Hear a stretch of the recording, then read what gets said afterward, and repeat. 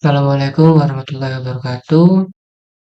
Sebelumnya perkenalkan nama saya Muhammad Ilasin Ramadan dengan NIM 2324 10 10 10 10 73. Di sini saya akan eh, membagikan hasil pekerjaan saya untuk LKM 2 mata kuliah data mining di praktikum. Baik, di sini untuk yang tugas pertama, jelaskan makna dataset dan juga jelaskan pula makna data training dan data testing. Untuk dataset yaitu adalah sekumpulan data yang menghasilkan sebuah informasi dan biasanya digunakan untuk analisis data. Nah, contohnya jika kita itu punya sebuah dataset tentang siswa di sekolah, maka dataset itu berisikan nama siswa, umur, nilai ujian, dan hobi mereka. Nah, jadi eh, mudahnya itu dataset itu adalah struktur tabel ya. Jadi kita punya sebuah tabel dengan memiliki beberapa atribut, nah itu sudah bisa dikatakan dataset.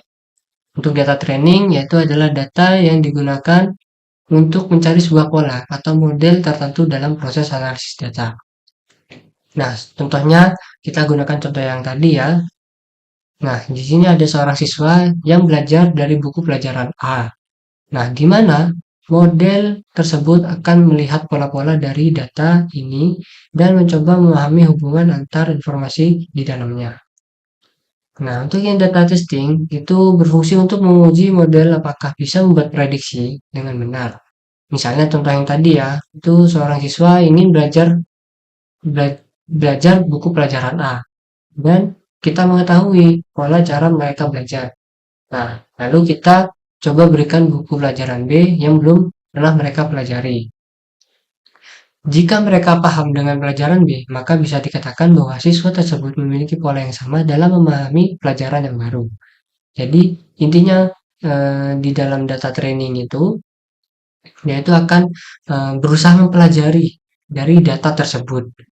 Nah, untuk data testing, itu intinya adalah di mana data yang sudah dicoba tadi itu yang sudah diketahui pola-polanya, pola-pola tertentu, dia akan dengan mudahnya untuk memecahkan atau mengolah data tersebut. Untuk yang soal kedua, jelaskan proses penyusunan dataset. Nah, di sini ada beberapa langkah ya. Yang pertama itu menentukan tujuan dan kebutuhan dataset. Di mana kita itu harus memiliki tujuan. Apa tujuan kita untuk memiliki dataset? Jadi apa ya, jika kita punya dataset itu tujuannya untuk apa gitu ya. Jadi kita itu harus mengidentifikasi tujuannya ya. Kemudian tentukan variabel atau fitur yang dibutuhkan. Jadi di dalam dataset itu apa saja yang kita butuhkan untuk diolah ya. Kemudian mengumpulkan data. Di sini ada sumber data dan metode pengumpulan. Di mana untuk sumber datanya itu bisa diambil dari mana saja ya untuk sumber datanya. Jadi bisa ambil dari database atau dataset publik atau gampangnya itu ya seperti yang kita pakai sehari-hari itu ya. Biasanya kita menggunakan di Google ya. Nah, untuk metode pengumpulannya itu berbagai banyak cara. Tapi di sini yang paling familiar jika kita sudah masuk ke masa skripsi itu pasti kita kan akan mencari data sesuai dengan kebutuhan kita. Namun dengan cara kita itu mewawancara atau dengan membuat sebuah kuesioner ya. Kemudian yaitu ada eh, yang selanjutnya itu membersihkan data ya atau data cleaning. Jadi kita itu di data cleaning itu intinya di mana dari data yang kita kumpulkan itu kita eh, pisahkan lagi, kita olah lagi ya secara kasar. Jadi kita itu pilah-pilah dulu ya datanya. Mana data yang kita butuhkan dan mana yang data tidak kita butuhkan. Jadi cukup data yang kita butuhkan saja itu yang kita buat sampel. Kemudian ada proses dan mengorganisir data. Jadi setelah kita cleaning ya, setelah kita pilah-pilah datanya yang akan kita gunakan, kita baru tuh memproses datanya ya. Jadi kita itu mulai menormalisasi dan atau standarisasi data ya. Dan kita kelompokkan datanya tersebut. Jadi misalnya ada data A dan data B, jadi itu kita kelompokkan masing-masing ya. Contohnya seperti ini nih, ada produk, tanggal, dan juga harga. Kemudian menyimpan dataset. Nah, setelah tadi kita olah, kita sudah proses, jadi kita itu simpan dataset tersebut ya, bisa dalam bentuk apapun ya. Jadi bisa dalam CSV, SQL, atau Excel, dan lain-lain ya.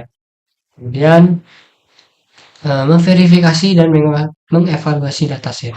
Nah, jadi fungsinya mengevaluasi itu apa? Jadi kita itu bisa mengevaluasi nih, apakah terjadi eh, dataset yang tidak kita inginkan, atau intinya itu melihat kualitas dataset. Apakah ini dataset tersebut itu sudah benar-benar sangat bagus atau sangat baik untuk digunakan atau tidak.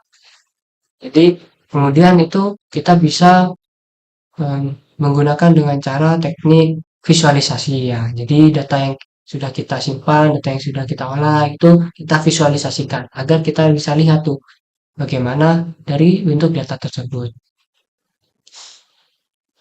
Kemudian untuk yang tugas ketiga, jelaskan makna atribut dataset iris.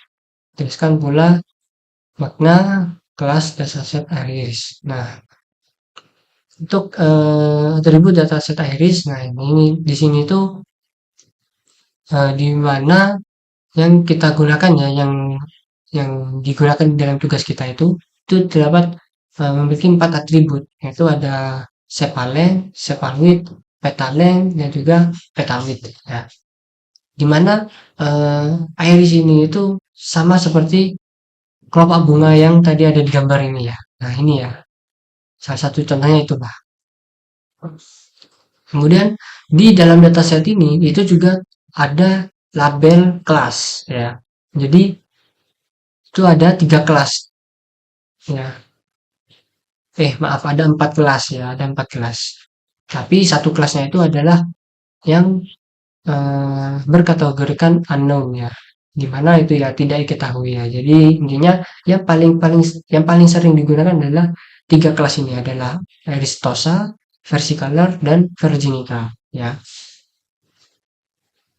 Kemudian untuk yang keempat, masukkan dataset iris sebagai array 2 dimensi di NumPy. Kemudian pisahkan setiap kelas di array yang berbeda. Stosa, Versicolor, Virginica, dan unknown ya. Nah, di sini ada source code-nya dan output-nya, di mana intinya di dalam kode ini itu eh, kita pasti akan mengimporkan NumPy dan Pandas ya, Pandas, di mana NumPy yang paling utama untuk menjadikan si dataset ini itu menjadi 2 dimensi ya. Nah, yang pertama itu kita harus masukkan, mengimporkan si datasetnya itu yang paling penting ya. Kemudian di sini itu saya menghapus kolom nomor ya. Karena jika tidak dihapus, maka dia akan ikut masuk ke dalam eh, ini apa namanya, output 2 dimensinya, array 2 dimensinya itu. Jadi sehingga sini saya itu menghapus kolom nomor. Nah, di sini untuk yang X dan Y, nah yang X ini itu mengambil semua baris yang ada di kolom sepal length, sepal width, peta length, peta width. Nah, itu diambil semua tuh barisnya. Ya. Kemudian untuk yang Y itu hanya mengambil kolom kelasnya itu saja. Ya. Nah, gimana di sini itu ada stosa X, Y sampai dengan stosa dan sampai yang unknown. Nah, jadi itu kita di sini intinya ada di akhirnya ya, dimana untuk soalnya itu kan kita itu panggil apa ya, cukup 5 saja itu ya, 5 apa namanya, 5 data, 5 baris lah, 5 baris dari masing-masing kelas tersebut. Jadi ya bisa dilihat pada gambar 2 ini ya untuk outputnya. Ini untuk yang kelas Tosa, Versicolor, Virginica, dan unknown ya. Kemudian untuk yang selanjutnya yaitu adalah buat scatter plot yang menggunakan pasangan atribut berikut pada setiap kelas, termasuk unknown. Berikan warna merah untuk Stosa, hijau untuk Versicolor, biru untuk Virginica, dan kuning untuk unknown. Dan untuk masing-masing ini ya, kita itu apa namanya, visualisasikannya menggunakan scatter plot. Sini di dalam kodenya kurang lebih sama, hanya ditambahkan saja untuk scatter plotnya aja ya, untuk bentuk dari gambarnya ya. Jadi langsung bisa dilihat di outputnya ini, dimana untuk yang Sepaleng dan Petalwidth ini ya bisa dilihat bahwa yang Stosa ada di sebelah kiri, yang juga untuk yang versi color ada di tengah, Virginica ada di sebelah kanan, Dominan di sebelah kanan. Untuk yang Anon, dia itu mencar ya, ada bisa ada di tiga kelas inilah mencarnya, ada di yang ada di warna merah, hijau, dan biru. Ya. Dan begitu sama yang lainnya ya. Jadi kita lanjut aja langsung ke nomor 6. Jelaskan bagaimana karakter pengelompokan subclass yang ada di Scatterplot. Nah, di sini ya bisa dilihat bahwa untuk yang Sepaleng versus Petalwidth ya, yang ini ya, yang pertama ini itu dimana untuk yang warna merah itu berkelompok di sisi kiri ya, dengan nilai Sepaleng yang paling kecil dan Petalwidth relatif tinggi dibandingkan dengan kelas yang lain. Untuk yang versi color berada di tengah-tengah, menunjukkan transisi antara Stosa dan Virginica ya. Kemudian ada Virginica tersebar di bagian kanan dan Sepaleng yang lebih panjang dan Petalwidth yang lebih besar. Untuk yang kelas Anom itu tersebar secara sporadis ya. Kemungkinan merupakan outlier atau data yang tidak dapat dikategorikan secara jelas. Sesuai dengan namanya yaitu unknown ya. Jadi itu tidak jelas ya. Jadi ya kurang lebih begitu ya, sama yang lainnya ini Sepalwidth dan yang lainnya ini sampai akhir itu kurang lebih penjelasan sama, lebih dominan di kiri, kanan, tengah. Namun yang untuk yang anu ada tersebar di beberapa titik ya. Kita langsung lanjut saja untuk mengingat waktu. Kemudian ke nomor 7, perhatikan data berjenis unknown. Jelaskan bagaimana cara meramal jenis data unknown. Nah, di sini ada beberapa langkah untuk menganalisis. Yang pertama, kita itu analisis data unknown pada scatterplot. Jadi data unknown yang merupakan tandanya warna kuning ya, titiknya itu warna kuning, itu tersebar di berbagai area di setiap scatterplot. Ada di bagian warna merah, hijau, dan juga biru ya. Karena itu merupakan uh, kelas Tosa, Versicolor, dan juga Virginica. Nah, jika posisi unknown lebih dekat ke kelompok Stosa, Versicolor, dan Virginica, kita bisa memperkirakan bahwa data tersebut memungkinkan berasal dari kelas yang paling dekat. Ya. Kemudian, untuk yang kedua, metode untuk meramal jenis data unknown. Nah, dalam meramal jenis data unknown ini, itu bisa menggunakan banyak metode. Salah satunya adalah decision tree, di mana metode ini itu membangun pohon keputusan dan membangun sebuah apa ya, sebuah langkah-langkah atau step-step yang seperti ranting-ranting pohon itu ya, yang banyak cabangnya. Nah, itu berdasarkan fitur atau berdasarkan variabel sepal dan peta, kemudian memeriksa di mana unknown jatuh dalam aturan keputusan yang telah dibuat.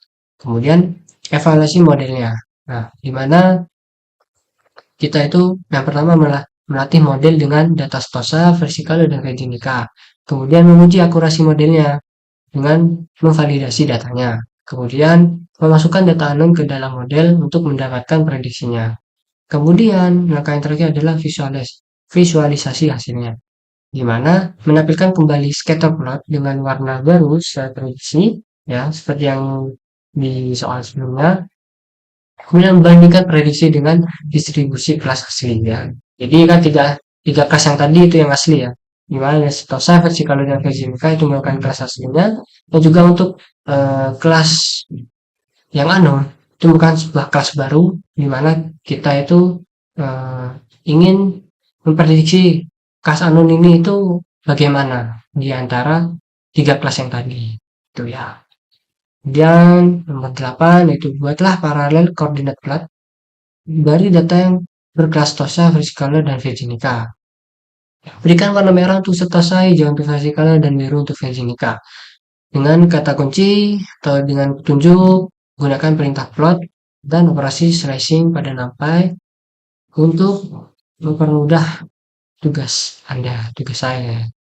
Nah, jadi di sini bisa dilihat kodenya ya, tapi yang paling penting adalah di outputnya ya. Nah, bisa dilihat di dalam outputnya ini itu ada 3 kategori ya. Untuk yang merah itu Stosa, hijau versi color, dan versi Nika biru. Di mana ini itu masing-masing eh, apa ya? Memiliki beragam bentuk ya, beragam bentuk. Jadi banyaklah ini perbedaannya bisa dilihat di sini ya. Kemudian untuk yang terakhir, jelaskan bagaimana karakter penampakan setiap kelas pada koordinat plat. Nah, jadi untuk penjelasannya ada di sini ya. Jadi untuk yang rosa warna merah tadi itu di mana memiliki pola yang cukup terpisah dibandingkan dua kelas lainnya. Ya, jadi bisa dilihat ya. Nah, ini bahwa dia terpisah nih. Di sini ada gap di sini, ada jarak antara hijau dan biru dan juga merah ini ya. Nah, di mana untuk nilai pada petaleng dan petalwidth jauh lebih rendah dibandingkan dengan versi color dan versi Nika. Terlihat dari garis-garis merah yang berkumpul di bagian bawah ya. Di awal yang tadi, nah ini ya, ini rendah ini daripada yang ini ya. Kemudian perbedaan ini menunjukkan bahwa bunga stosa memiliki kelopak yang lebih kecil dibandingkan dua spesies yang lainnya. Jadi untuk yang stosa yang bagian ini ya, awal ini itu lebih kecil nilainya ketimbang yang dua kelas ini. Ya, itu sudah sangat jelas ya. Kemudian untuk yang versi color itu memiliki nilai petaleng dan petalui yang sangat tinggi dibandingkan stosa. Itu sudah ya sama seperti yang tadi ya, sudah kelihatan perbandingannya. Itu juga berlaku untuk yang versi versi Nika ya. Itu sudah kelihatan perbedaannya. Kemudian untuk yang versi color nilainya itu berada di tengah-tengah. Jadi tidak begitu ekstrim untuk dibandingkan antara kelas Tosa dan Vejinka. Kemudian untuk pola penyebaran garis hijau ini menunjukkan bahwa versi color memiliki karakteristik yang lebih variasi dibandingkan Stosa, tapi lebih terpisah dibandingkan versi Nika. Jadi untuk yang versi color ini itu lebih apa ya, lebih lebih mending ya dari yang Stosa tadi, namun tidak lebih baik dari versi Nika ya. Untuk yang versi Nika sendiri itu nilainya juga cenderung lebih menyebar dengan beberapa tumpang tindih dengan versi color. Ya, sempat ada tabrakan di sini nih ya. Ini tengah-tengah ini ada yang tabrakan nih, seperti di sini nih. Ya. Jadi garis-garis biru yang tersebar di bagian atas menunjukkan bahwa kalau bunga Virginia itu secara umum lebih besar dibandingkan dua spesies yang lainnya. Jadi bisa dilihat bahwa untuk kelas yang apa? Untuk kelas yang Virginica itu memiliki nilai yang apa ya? Nilai yang paling besar dari dua kelas lainnya. Dimana ini bisa kelihatan sendiri nih. Nih sangat besar nih ya. Ini ada di sini, sini, nah di sini nih titiknya. Jadi untuk hasil dan analisis datanya itu bisa kita hasilkan bahwa hasil eksplorasi data menggunakan matplotlib dan NumPy menunjukkan bahwa dataset iris dapat dikelompokkan dengan baik berdasarkan atribut sequal dan petal. Scatter plot yang dibuat menunjukkan distribusi yang jelas antara tiga kelas utama yaitu ada Stosa, Vesicolor, dan Virginica. Ya. Kemudian karakteristik masing-masing kelas terlihat dari distribusi atributnya, di mana Virginica memiliki petal length dan petal width yang lebih besar dibandingkan kelas lainnya. Kemudian untuk data unknown yang tersebar di dalam plot dapat dikategorikan menggunakan model klasifikasi seperti decision tree yang menunjukkan bahwa prediksi dapat dilakukan berdasarkan pola yang telah dianalisis. Nah, jadi kesimpulannya adalah bahwa dataset iris memiliki struktur yang dapat dipahami dengan baik melalui visualisasi data.